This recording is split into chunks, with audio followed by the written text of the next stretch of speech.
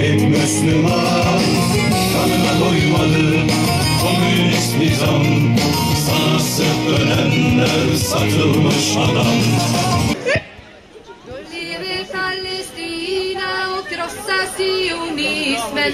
Leve, leve, leve Palestina. Vi har odlat jorden. Och vi har odlat jorden. Och vi har skördat vetet. Och vi har skördat vetet. Leve, leve, leve Palestina.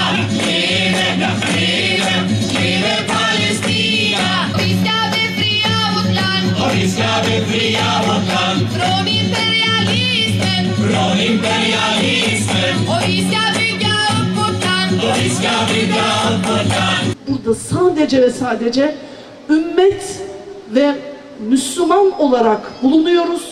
Peygamberimizin bizleri kardeş addedip söylediği hadis-i şerifteki gibi, evet, benim Doğu Türkistan'daki kardeşim için de, dünyanın hangi yerinde olan kardeşim için de, Gazze'de 225 gündür süren katliamda kan döken kardeşim için de burada canım acıyor, burada kalbim acıyor ve burada sadece kendi çocuğum için bulunmuyorum. Kardeşlerim, analar, evlatlar, biz bugün niye buradayız? Haykırmak için. Sesimizi yükseltmek için. Mazlumun yanında olup zalimin karşısında olmak için buradayız. Bu bir ribattır. Farkında olun. Bu bir cihattır. Farkında olun. Vallahi bu bir ibadettir. Farkında olun. Öyle bir vakitteyiz ki ibadet, ribat ve cihat aynı anda yaşanıyor ve mükafatı aynı anda veriliyor elhamdülillah. Nerede olduğumuzu bilmenin temiz o hissiyatı inanın bize yetecek ahirette. O yüzümüzü hak edecek. Kardeşler, dünyayı bir kangren gibi saran Siyonist illeti, Siyonist mezalimi dünyanın başına bir bela. Bu kangren olmuş, bu zalimi kesip atmadan bu dünya hiç kimse nefes alamayacak. Hiç kimse rahat edemeyecek. Çünkü o zalimin ateşi vallahi bizi bile yakalayacak. Zannetmeyin evlerimizde rahatız. Zannetmeyin ki aman bize ne. Neden bize ne? Aslında bizi ilgilendiriyor. O kıyamet Mescid-i Aksa için kopuyor. Bütün dert dava aslında Mescid-i Aksa.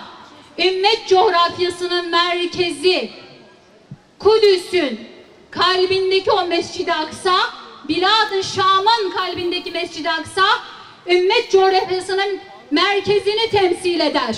Sesimizi yükseltmezsek vebalini hem bu dünyada hem ahirette vallahi yaşayacağız. O parçalanan çocukların hesabını vereceğiz hepimiz. Senin çocuğun zannetme. Sen çocuğunun burnu aktığında bile telaşlanan bir annesin.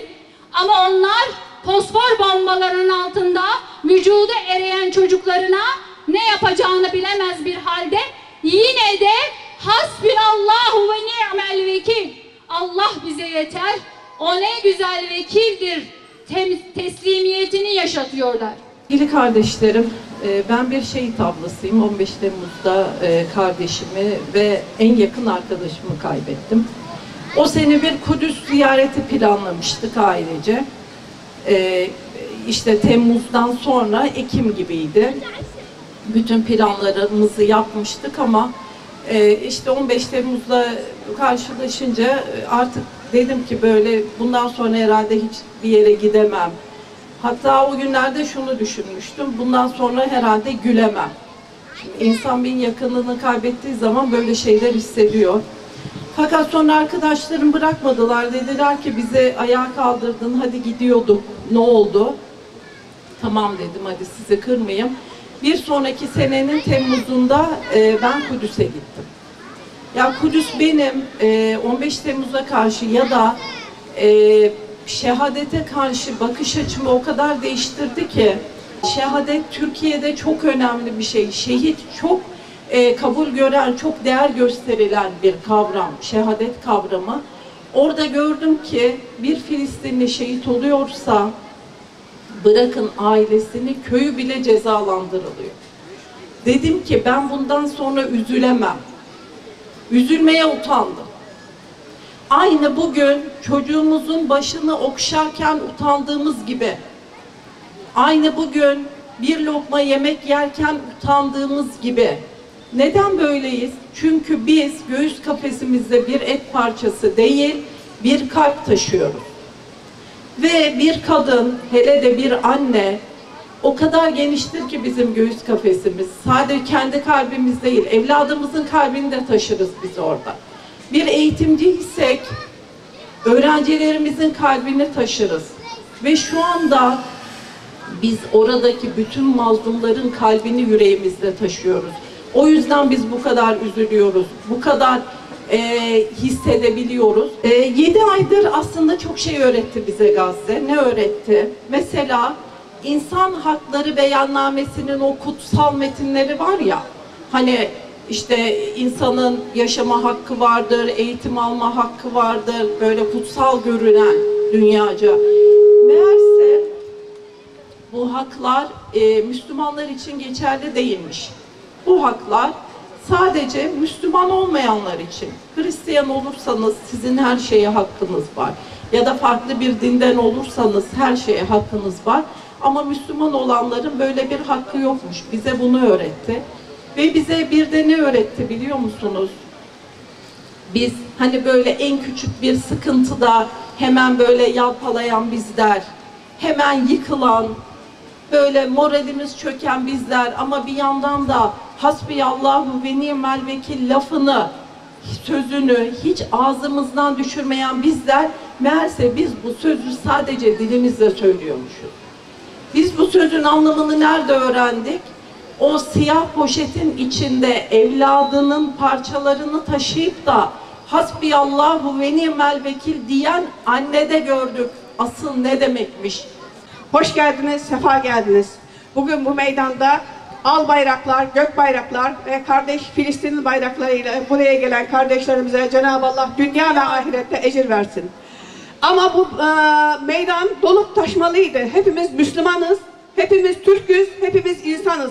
Kardeşlerimize kıyam yaşarken evlerinde rahat uyuyanlardan Allah razı olmayacak. Ben Doğu Türkistanlı mazlum annelerin sesi olarak burada aranızda bulunuyorum. Elhamdülillah ben uzun yıllardır Afganistan ve Türkiye'de muhaciret olarak Doğu Türkistan davasını gündeme taşımaya çalışan ve oradaki mazlumların sesi olmaya çalışan bir ailenin evladıyım.